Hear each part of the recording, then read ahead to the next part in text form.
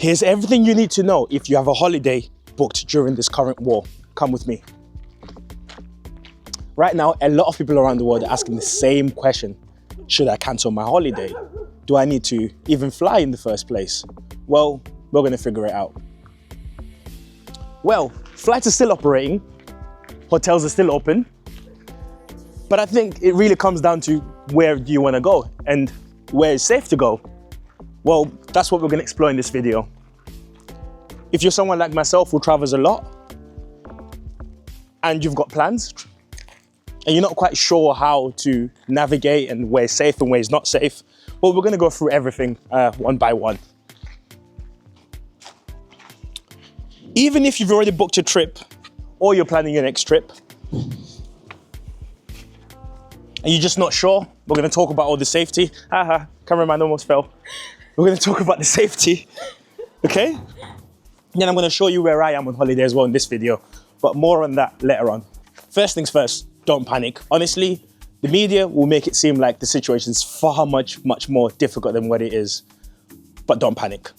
Every country has an official government website where they give you travel updates on everything that's going on. There are three things you're looking for. One, is it safe to travel to? And two, are you even allowed to enter in the country? And of course, lastly, it gives you an understanding of whether the airspace is open or not. So every country should have an official government website where there's regular updates. Now, if the country you want to travel to, there aren't any updates, that's probably a good sign that you probably shouldn't go there. Okay. In reality, most conflicts, honestly, they do affect travel, but they're normally restricted to a very small geographic place within the world. So there are other places, the world will still function. There are other places you can travel to. There are other things that you can do in and around the world. So it's not the end of the world. Don't panic. Don't believe everything you see on the media. But of course, by all means, the first thing you should do is follow your local government news. So if you're in England, I would highly recommend going on .gov.uk to find out more information about the country you want to travel to. For example, if you want to travel to Dubai, I would read up on whether it's safe to travel to Dubai, and I would follow the red, green, and amber alert as well. So yeah. One of the biggest concerns that everyone has at the minute is flights. Believe me, I've just had to go through the same thing myself right now. If your flight is still scheduled and it's still operating, that usually means that aviation authorities have looked at everything and they consider the route safe.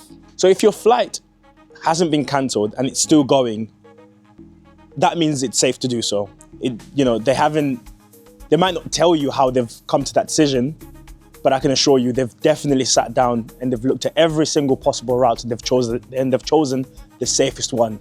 So don't panic, okay? So the big question, should you cancel your trip? In most situations, the answer is no, not unless your destination is directly affected by the conflict. Honestly, you should only consider cancelling if one of these things happen. Your airline cancels the flight, your government says do not travel there, and lastly, if the destination is just completely not safe to go to. The world is a very big place, and honestly, one conflict in one region doesn't mean that tourism should completely stop. We mustn't forget the importance of tourism. The other important thing is, honestly guys, it's important you stay informed. Things can change very quickly. I think also it's important that you don't take too much information through social media. Social media can be really great for information. However, it can also be the worst place ever to gain any form of reliable news from. So it's important you keep yourself informed. Use official government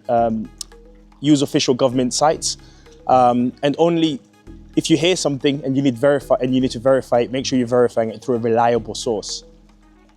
Okay, now the important part, insurance. Now, this is a bit tricky. So some, if not most, insurance companies, or policies rather, will not cover acts of war. So you need to read up on your current travel insurance if it does cover that. Because 9 times out of 10, I know there's a bit of a grey area on whether they do or whether they don't. So for myself, my insurance does cover. My insurance is through with a bank called Lloyd's. So you need to read on your own insurance to see what you get and what it covers. because like I said, some of them will not cover during acts of war.